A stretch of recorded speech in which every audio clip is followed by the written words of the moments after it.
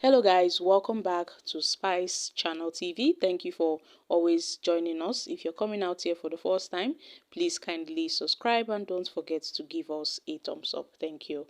Senator Natasha Akpabio, during a recent interview on Channels Television, commended INEC for dismissing the recall process against her.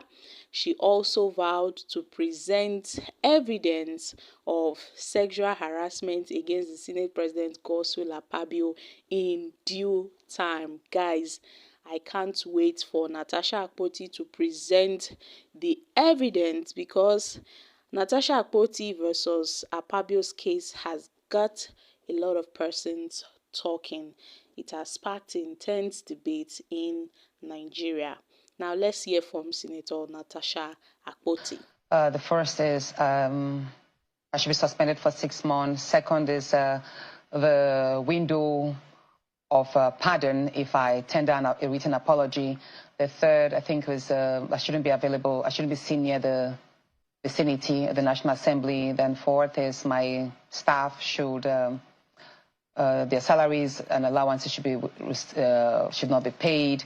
Then my salary should not. And the last is also my security should be recalled. And the other is I should cease to present myself as a senator nationally and internationally. So yeah, he did mention that. And actually, my security was recalled. The next day, 2 days after, my security was recalled. So you think he's behind, even though it doesn't look like he's the one who apportioned security operatives? Well, whatever is being determined on the floor of the chambers, is just like a law. It's binding.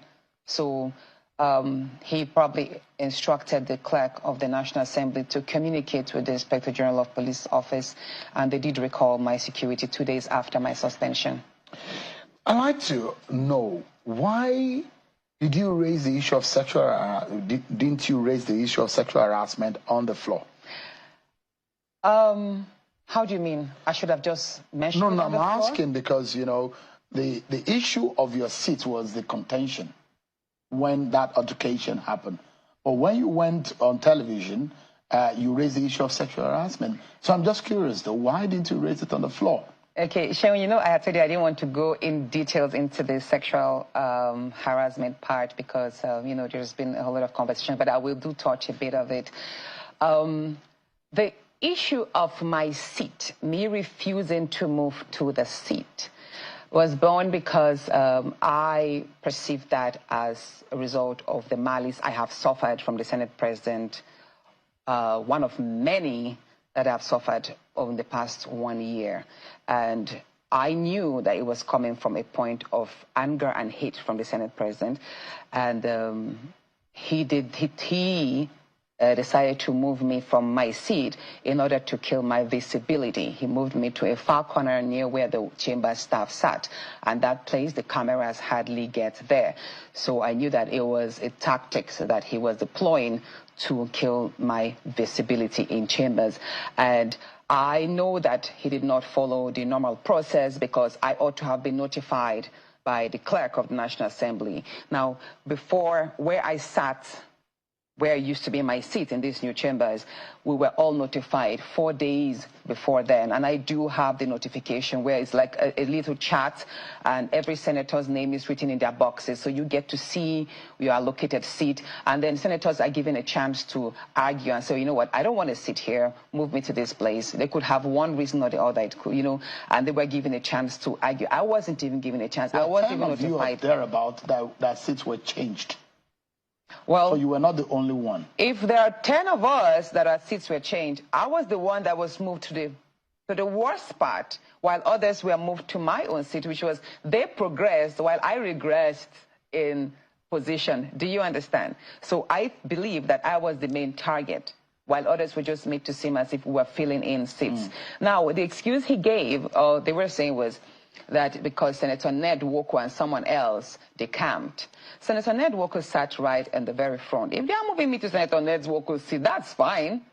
I mean, if they're saying they want to fill in the vacant seat, so move me right up front. I don't mind there. But why do you have, of everybody, why are you moving me there? And let me say this. I did mention that there is nothing that happens or is being spoken of, even in whispers, that you don't get to know. I already heard 2 days before that the Senate president complained to some senators that each time he walks through, because I was sitting by the aisle, the first seat at the top aisle near the door, that each time he walks through and he passes that, my presence angers him. He has complained about that. He had even told some people that I gave him the bad eye each time he walked past, and sometimes I don't even stand to honor him. Why don't you and let me say this. Since I resumed as a senator, I always observed and respected the protocol according to the Senate rules, and I always stood to honor. You will see lots of pictures I stood. The only 2 times I refused to stand were the 5th and the 6th of March, which was when I already moved to my new seat. These were the only 2 times, and that was out of protest. I said, you know what? We already had the heated conversation and the problem, and I did not stand to usher him in. I didn't join the procession in ushering him in on the 5th and the 6th after I have moved to that seat. But while I was sitting there, I always stood to observe the procession. So, but basically, what some people thought that, oh, she was just rude. She didn't want to. She broke the Senate rule. She should have just moved to the seat according to that. But I knew that that was an attack, a further attack of many others that I have faced in a continuous manner. And that was why I refused to move, because I knew it was born out of malice. I perceived the Senate president was hiding under the Senate rules to exercise his vendetta on me. But you have a family relationship. Did you ever approach him to say you didn't like what was going on? Earlier point, yes, I did. That was last year. That was at the earlier part of... I said I didn't want to go specifically into that. But when the whole relationship started, when I started rejecting the advances, and I experienced the hostility, I did mention a number of times to my husband, who would then speak to him. And there was a time, we were also in London last year, January 12th. We visited him, his wife was there, and my husband was like, oh, why is it that you're a bit unfriendly to her and that she's complained? And then he right there, he was like, oh, why are you always reporting me to your husband? Why don't you tell me directly?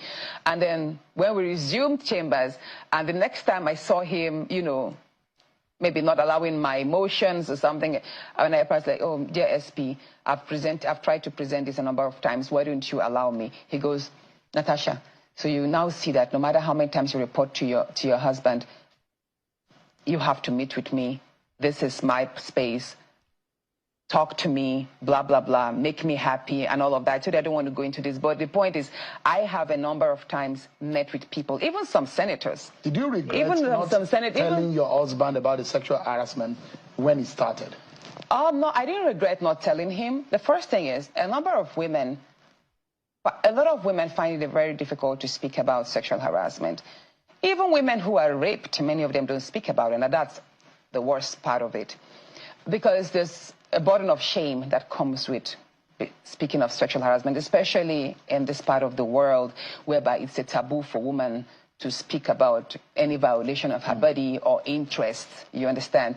As a society, we have not developed to a point whereby certain conversations are allowed. And I think probably, it doesn't mean I don't trust my husband, but I think I was looking at preserving the friendship between himself and the Senate president. I didn't want to family relationship is totally collapsed right now. Well, I think as for me, I don't think I would want to maintain any friendship with a person who does not respect boundaries, and I don't think we would have. They're claiming that there are no evidence, no shred of evidence that you can prove that Akpabio harassed you sexually. Is this the court? No, not a court. Exactly. So no, let's leave that part. And I've come back to the fact that you're a lawyer. Yes, let's leave that part. At the right time, I will prevent, at the right time and in the right space, I will present the evidence that I have. But let me say this. While I was illegally suspended, I was not given a chance for the matter to be investigated. And then the committee that was set up, which was headed by Senator Neda Emaswen, they did not invite me.